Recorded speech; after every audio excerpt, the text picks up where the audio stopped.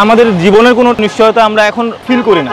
স্বপ্ন দেখার মতো যে দেশটা, সেই দেশটাতে আমরা আসলে এই মুহূর্তে আমি বলবো যে আমাদের মনে হয় না যে আমরা আছি। লাইফটা গোছানোর জন্য যদি কোনো চিন্তা ভাবনা যখন করে তরুণরা, মোস্ট অফ দ্য টাইম দেশ ছাড়ার কথা চিন্তা করতেছে। আমার কাছে যখন 1 নাম্বার অপশন আছে ইউএসএ, তো আমি কেন অন্যদিকে যাব? আমরা জানি ইউএসএ হচ্ছে ওয়ার্ল্ডের 1 নাম্বার দেশ। এডুকেশনের জন্য হোক, লিভিংয়ের জন্য হোক, যে কোনো কিছুর জন্যই 1 নাম্বার কিন্তু USA.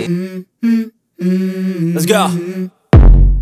I wake up to a little bit of drool on my pillow, feel like it's gonna be a bad day. Yeah, I'm tired of shit and the coffee ain't hit yet, damn ain't that great. Europe আমেরিকার কোনো একটা well settle দেশে choose করে জন্মাইতে পারতাম, তাহলে ব্যাপারটা অনেকটা justice হইতো, এমন লাগে মাঝে মাঝে। আসসালামু আলাইকুম, আমি সোমা আফরোজ আপনাদের স্বাগত জানাচ্ছি আমার আরেকটি নতুন ভিডিওতে। দলে দলে দেশ ছাড়ছে শিক্ষিত মেধাবী তরুণরা। অনেক আগে থেকেই আমাদের দেশের তরুণরা বিদেশমুখী, কিন্তু গত কয়েক বছর ধরে দেশের তরুণদের মধ্যে দেশ ছেড়ে বিদেশ যাওয়া এবং সেখানে সেটেল হওয়ার প্রবণতা বেড়েছে আশঙ্কাজনক হারে। অনেকের মধ্যে তো এমন ভাবনা যেন বাংলাদেশ ছেড়ে যেতে পারলেই বাঁচি। বিদেশে পড়তে যাওয়া দেশের জন্য ভালো, কিন্তু ফিরে না আসা আতঙ্কজনক, কারণ ধীরে ধীরে তাহলে দেশ হবে মেধাশূন্য। আর হচ্ছেও তাই। কেন মেধাবী ছাত্ররা যে কোনো উপায়ে বাংলাদেশ ছেড়ে উন্নত দেশে স্থায়ী হওয়ার চেষ্টা করছে? এর কারণই বাকি। এই দেশ কেন ছাড়তে চাচ্ছে তরুণরা, বা আমরা কেন ছাড়তে চাচ্ছি? মাতৃভূমি মানুষ কখন ছাড়তে চায়? এই মাতৃভূমির মায়াটাও আমরা ত্যাগ করতে পারি। এই ধরনের হতাশা যখন আমাদের লাইফে চলে আসে, বেসিক্যালি তখনই কিন্তু এই মাতৃভূমির মায়া আমরা ত্যাগ করতে চাই। ভবিষ্যতের অনিশ্চয়তা বলেন কিংবা জীবনের নিরাপত্তা বলেন, এই বিষয়গুলোকে ঘিরে অনেক ধরনের হতাশা। মোস্ট অফ দ্য তরুণ এটাই স্বপ্ন দেখে যে কিভাবে এই দেশটা থেকে বেটার কোনো একটা দেশে মাইগ্রেট করা যায়। এখানে আমাদের জীবনের কোনো নিশ্চয়তা আমরা এখন ফিল করি না।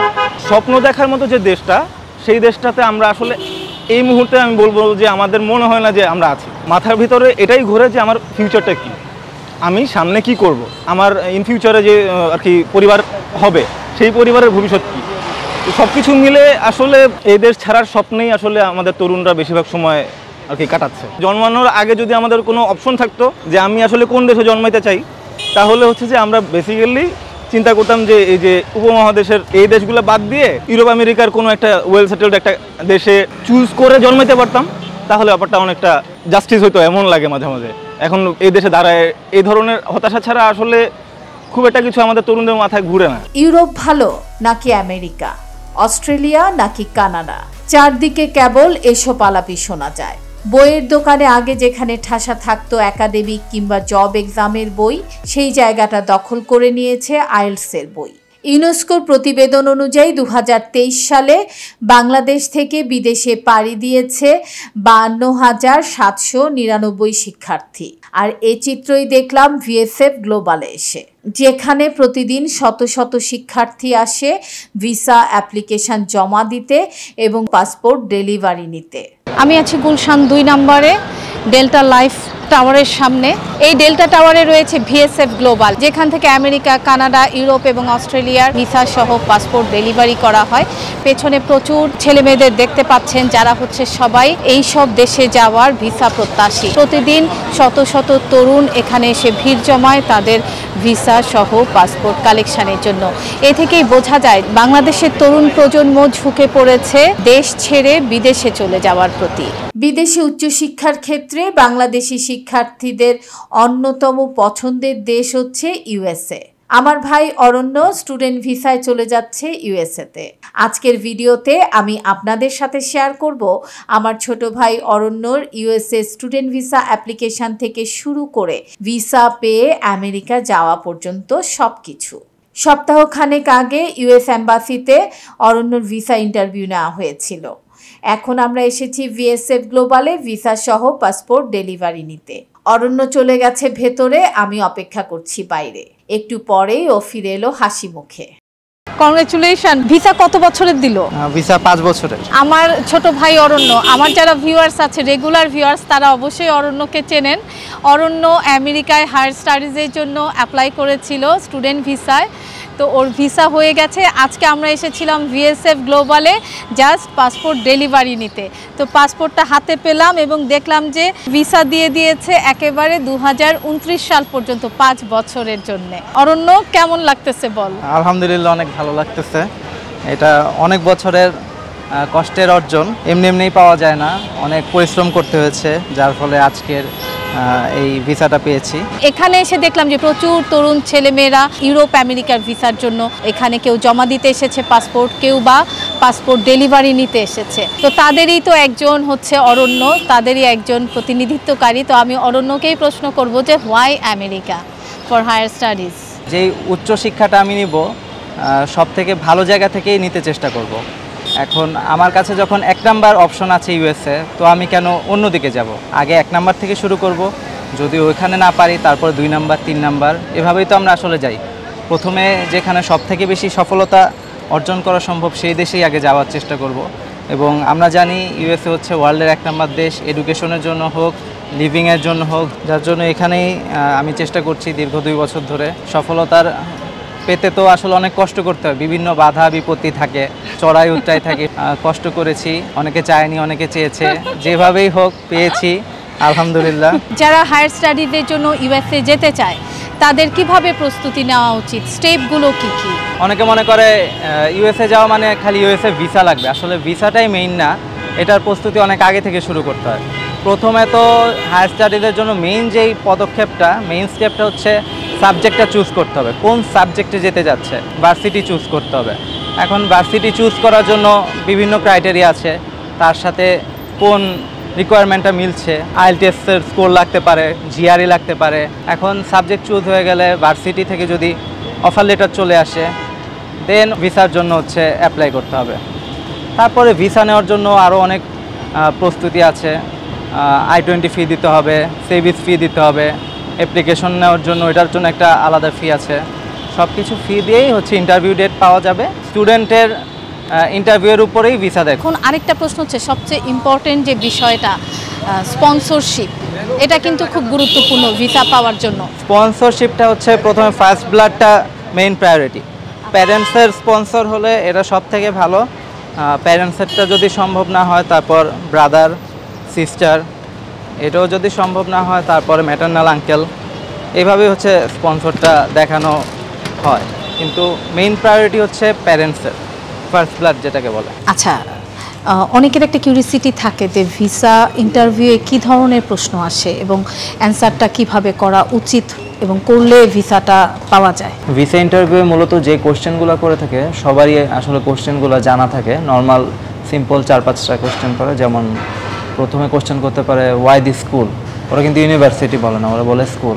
অনেকে ঘাবড়িয়ে যায়, স্কুল আবার কি, ওরা সবসময় স্কুল বলে, ইউনিভার্সিটি বলে না, বলে ওয়াই দি স্কুল। তারপর বলে ওয়াই ইউএসএ। হ্যাঁ, এটা একটা কোশ্চেন, খুব শর্টে কোশ্চেন করে, বেশি বড় কোশ্চেন করে না। তারপর বলে হু ইজ স্পন্সরিং ইউ। হ্যাঁ, যদি বলে ফাদার স্পন্সর করছে বা ব্রাদার করছে, যেই করছে, তখন বলবে সে কী করে। এটা একটা জানতে চায়। তারপরে জানতে চায় তুমি এই সাবজেক্ট পড়ে কী করবা।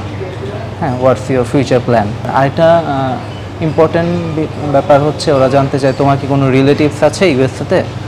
এটা খুব ইম্পর্ট্যান্ট, কারণ স্টুডেন্ট ভিসা দিতে চায় না রিলেটিভ থাকলে, এটা একটা মেইন ইস্যু। যদি ওই রিলেটিভ যদি স্পন্সর হয় তখন আলাদা ব্যাপার। আর ওরা মেইনলি দেখতে চায় যে সে কি পড়তেই যাচ্ছে নাকি ওখানে সেটেল হতে যাচ্ছে, পরে কি সে ফেরত আসবে নাকি থেকে যাবে, এই ব্যাপারটাই ওরা আইডেন্টিফাই করতে চায়। আর আরেকটা বিষয়, যদি পাসপোর্টে আরও বিভিন্ন কান্ট্রির ভিসা থাকে সেটা তো নিশ্চয়ই প্লাস পয়েন্ট। হ্যাঁ হ্যাঁ, এটা অবশ্যই একটা প্লাস পয়েন্ট, কারণ ইউএসএ যে ইন্টারভিউ নেয় সে কিন্তু পাসপোর্ট দেখে, তারপর ভার্সিটি থেকে যে I-20টা পাঠানো হয়েছে ওটা দেখে, আর তোমার যার ইন্টারভিউ নিচ্ছে তার কথার উপর ভিত্তি করে কিন্তু ভিসাটা দিচ্ছে। তো তার পাসপোর্টটা যদি কোনো ভিসা না থাকে তার জন্য কিন্তু এত টাকা দিয়ে সে পড়বে, এটা কিন্তু বিশ্বাস করানো একটু টাফ হয়ে যায়। সত্যিই কি সে এত টাকা খরচ করে তার যদি দেখে 2-3টা দেশের ট্যুরিস্ট ভিসা থাকে তখন তার জন্য কিন্তু এটা অনেকটা ইজি হয়ে যায়। 4-5টা দেশের টুরিস্ট ভিসা ছিল, এটা অনেক প্লাস পয়েন্ট হয়েছে। এটা অনেক প্লাস পয়েন্ট হয়েছে এবং সে কিন্তু প্রত্যেকটা ভিসা সে দেখে। যখন মোটামুটি সবগুলো কোশ্চেন শেষ হয়ে যায় তখন কিন্তু সে পাসপোর্টটা খুব ভালো মতো দেখে, তারপরেই সে ডিসাইড করে পাসপোর্টটা রাখবে নাকি ফেরত দিয়ে দেবে। আর ইন্টারভিউ যখন নেয় তার কাছে কিন্তু আমার যাবতীয় সকল ইনফরমেশন কিন্তু তার কাছে আছে। সে কিন্তু তার সামনে একটা পিসি আছে, সে ওই ইনফরমেশনগুলো দেখছে আর আমার সাথে কথা বলছে।